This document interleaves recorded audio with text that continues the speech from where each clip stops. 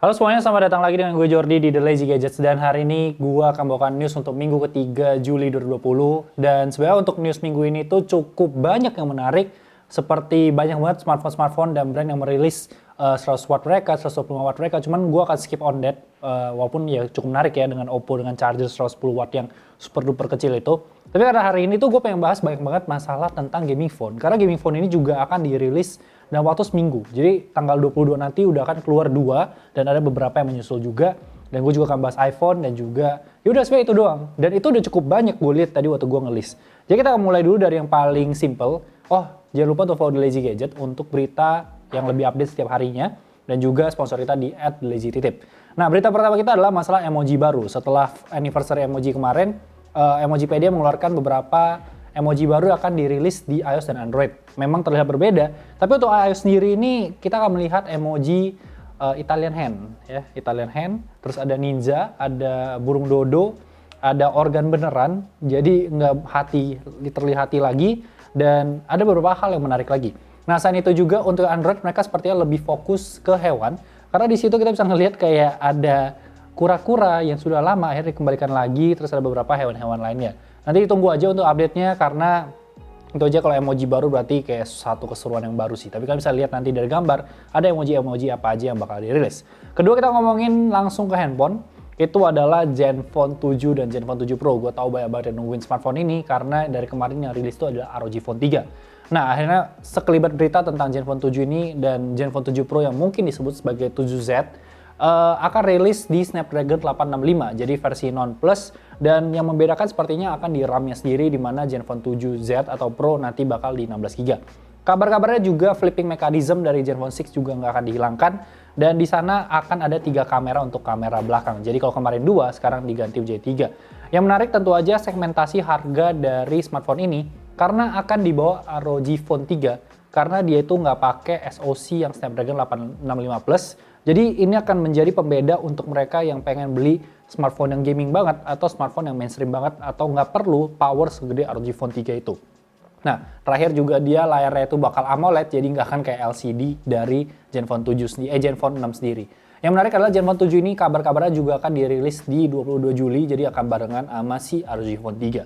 Selanjutnya kita ngomongin ROG Phone 3, ini cukup banyak, dan akhirnya kita setelah video hands-on kemarin, kita mendebatkan press image dari si ROG Phone 3 yang dirilis oleh Evileaks atau orang yang memang memberikan leaks. Cuman kali ini dia udah mulai kapitalis ya.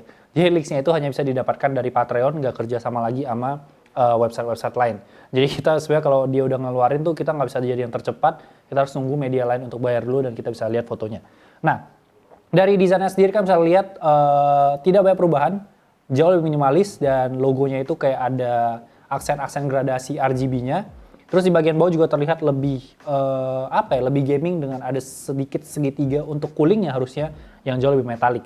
Terus di situ juga kabarnya ROG Phone 3 yang pakai Snapdragon 865 Plus pertama barengan sama Lenovo Legion ini itu bakal menambah air trigger-nya itu dari 2 menjadi 4. Dan yang paling menarik sebenarnya adalah masalah baterainya sendiri itu bakal di 6000 mAh. Akan menarik karena kita akan bahas masalah baterai nanti di Lenovo juga. Terus ROG Phone 3 ini juga akan mengupgrade kameranya itu dari 48 megapiksel menjadi 64 megapiksel dan kamera array-nya itu bakal 3, kalau kemarin itu masih 2. Jadi ya kalian tunggu aja karena si ROG Phone 3 ini akan dirilis harusnya di tanggal 22 Juli 2020 mendatang. Jadi kayak cuma sekitar 5-4 hari lagi udah harus rilis. Cuma kayak Indonesia nggak akan langsung kebagian saat perilisan globalnya. Nah, lanjut kita ngomongin Lenovo Legion Gaming Phone. Ini ada kabarnya ada versi biasa dan versi Pro. Dan versi Pro ini sudah terlihat desainnya dari website-website pre-order. Kalau kemarin cuma spesifikasinya, ini udah kelihatan ada warna hitam dan seperti desain yang kemarin di mana ada tulisan stylish outside dan savage inside, di mana itu untuk bagian kiri kanannya yang bakal tekstur dan kabarnya bakal carbon fiber. Jadi untuk gripnya itu jauh lebih enak, kabarnya bakal carbon fiber. Bagian tengahnya bakal dibikin glossy dengan ada logo Legion yang akan menyala-nyala di sana. Dan juga ada sebuah horizontal kamera yang menjadi sebuah gimmick yang menarik untuk Lenovo itu sendiri. Dan dari leaks-nya si Digital Jet Station, warnanya itu nggak bakal di hitam merah doang, karena ada warna putih, semacam putih pink, tapi ada birunya juga yang ngebuat sangat walaupun terlihat sedikit girly, tapi tetap kelihatan eksklusif. Kalau kita ngomongin Asus ROG itu kayak ROG yang biasa sama yang Glacier Blue. Kurang lebih seperti itu. Tapi ini jauh lebih menarik menurut gue. Dan dari situ juga Lenovo Legion Gaming Phone juga udah ngeluarin kayak beberapa teaser videonya memperlihatkan gimana horizontal kameranya. Desain depannya juga terlihat masih ada aksen merah. Sedangkan kalau si ROG Phone sendiri itu dia desain kamera speaker grillnya itu masih hitam, jadi udah kelihatan lebih nyaru. Nah, kita ngomongin speknya sendiri, kemarin juga ada video yang memperlihatkan kalau dia bakal pakai ZUI 12, terus ada Snapdragon 865 Plus dan juga ada baterai yang bakal di 5000 mAh. Makanya ini menjadi salah satu hal yang cukup aneh buat gue karena baterainya si ROG Phone itu bisa mencapai 6000 mAh. Cuma baik lagi si Lenovo Legion Gaming ini juga bakal punya speed charging sampai 90 watt. Kita nggak tahu apa yang akan membedakan dari Pro dan biasa, tapi feeling gue sih kayaknya bakal di RAM doang. Kalau untuk layarnya sendiri udah dikonfirmasi juga bakal di 144 Hz. Nah, selanjutnya kita ngomongin itu masalah Razer Phone 3. Di mana Razer Phone 2 itu udah cukup lama. Tapi ada sebuah foto yang tersebar di internet, di Twitter lebih tepatnya, yang katanya 70% adalah prototipe dari Razer Phone 3. Secara desain nggak ada banyak berbeda karena Razer Phone itu emang terkenal dengan brick desainnya sama kayak Sony.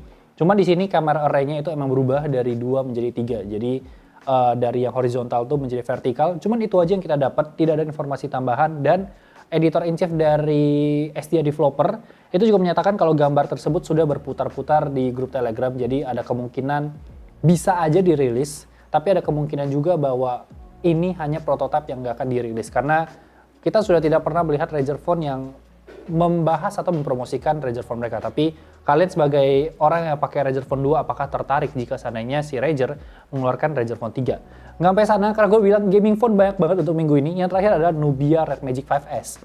Di mana Nubia setelah Red Magic 3G kemarin, dia akhirnya mengeluarkan teaser untuk 5S yang kabarnya bakal pakai Snapdragon 865 Plus juga.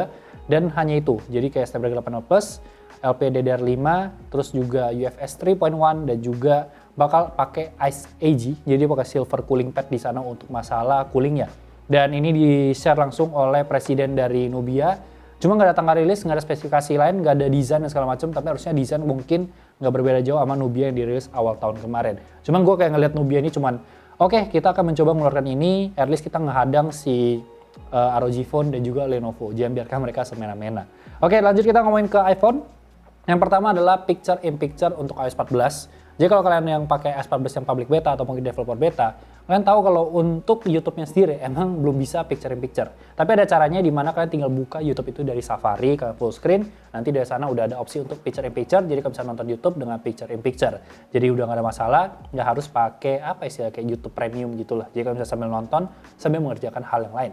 Yang kedua adalah masalah baterai dari iPhone 12. Jadi baterai dari iPhone 12 sendiri ini baru-baru bocor, di mana kan kita tahu kalau iPhone 12 ini punya 3 varian. Yang pertama 5,4, kedua 6,1 dengan satu yang Pro, satu yang biasa, dan yang terakhir itu 6,7.